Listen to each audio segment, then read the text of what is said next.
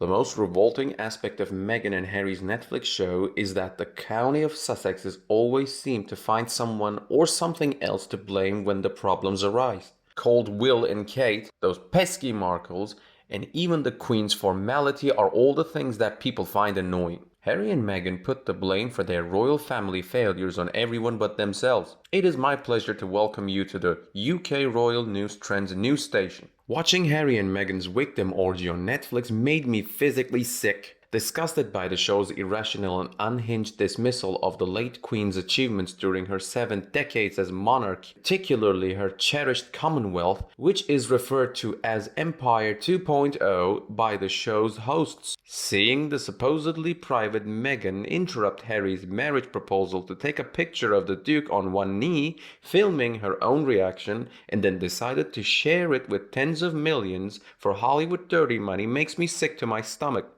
Feeling sickened by the media's portrayal of the United Kingdom, the most tolerant nation on earth, as a racist hellhole with a corrupt establishment that would never accept a princess of mixed race, despite her immense popularity and success. Only we didn't do that, of course. One of the most joyous days I've ever experienced was in May of 2018 when the world watched as our proud nation stopped to celebrate the arrival of our new American Duchess on the balcony of Buckingham Palace.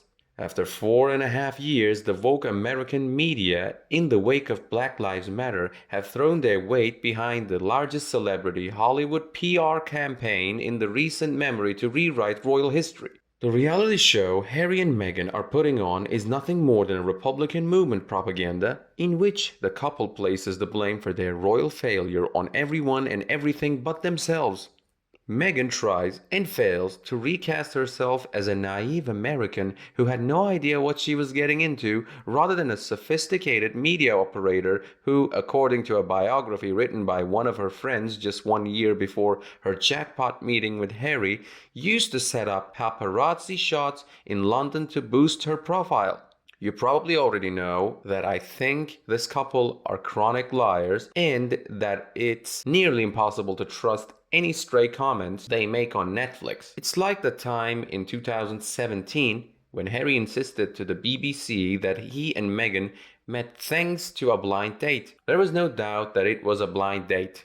However, in this new TV show, it is claimed that the two met on Instagram with a mutual friend telling Meghan that Prince Has is interested in her after seeing a Snapchat picture of them together, and the actress not very convincingly pretending that she has no idea who's being referred to. It appears that Harry and Meghan never let the truth get in the way of a good story. The Duke's dislike of the paparazzi is cited as an explanation for his decision to leave the United Kingdom in order to safeguard his family's privacy. Because of the strict code of conduct agreed upon by the royal family and the British press provide protection to royals in the wake of the despicable treatment of Princess Diana, the only examples we are given of intrusion by photographers take place outside of the UK, in the United States and Canada. The only direct racial slur Meghan recounts was in her home city of Los Angeles, where a stranger despicably called her mother Doria Ragland the N-word, despite Harry and Meghan doing everything they can to present the UK as racist by engaging a host of left-leaning experts who slammed the royal family's colonial history and linked the Brexit vote and very legitimate concerns many of us have about illegal immigration to racism. In contrast, the Duchess purrs dishonestly.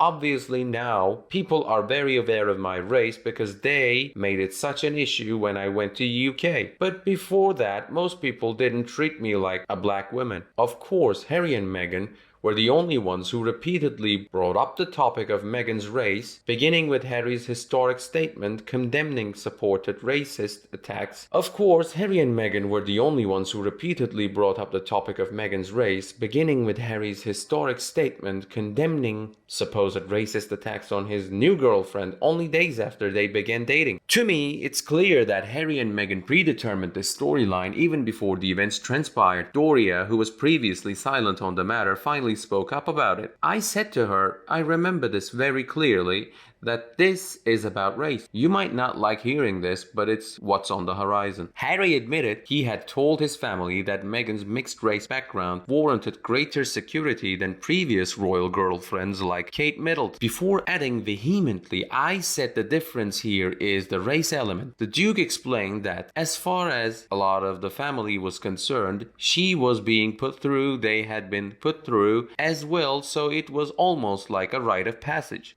The Prince and Princess of Wales are also targets of frequent snide comments, similar to the implication that William may have chosen Kate as his wife because she was the safe option. Harry says for so many people in the family, especially the men, there can be a temptation or an urge to marry someone who would fit the mold as opposed to somebody who you are perhaps destined to be with. Also, Harry goes against William's wishes by relegating Princess Diana's controversial BBC Panorama interview to the dustbin of history. Instead, he uses a segment from the now infamous Martin Bashir show to argue that his mother spoke the truth of her experience. Meghan is also eager to launch an attack against Kate, implying that the Cambridges were unfriendly during their initial meeting at the royal couple's private dinner at Kensington Palace. "I was a hugger, always a hugger," she said, referring to her sister-in-law with a knowing wink. Sorry if that came as a shock to any of you Brits. Very quickly, I began to realize that the exterior formality was mirrored by an equally stiff interior culture, and that discovery came as a shock to me. Even at the formality of the Queen, Harry bristles, lamenting the fact that he couldn't propose to marry in Africa due to the annoying customs that have given him an unimaginably privileged life. He complained, "I wanted to do it earlier, but because I had to ask permission from my grandmother, I couldn't do it outside the UK." However, as expected, Harry and Meghan direct their harshest criticisms towards the Markle paternal side, who come from a working-class background, in the first half of this Netflix saga. Meghan Markle is trying to defend her decision to not invite Samantha Markle's daughter, Ashley, to royal wedding despite the apparent close relationship between the two women. Samantha is disabled and is a good woman whom I have come to know well over the years. Even though Meghan says she was a daddy's girl her whole life and spent a lot of time with Thomas, Harry has to callously declare she had a father before this to justify Meghan's complete break from her lovable father. Now she has no father. And I took that on myself because if Meg wasn't with me, her dad would still be her dad.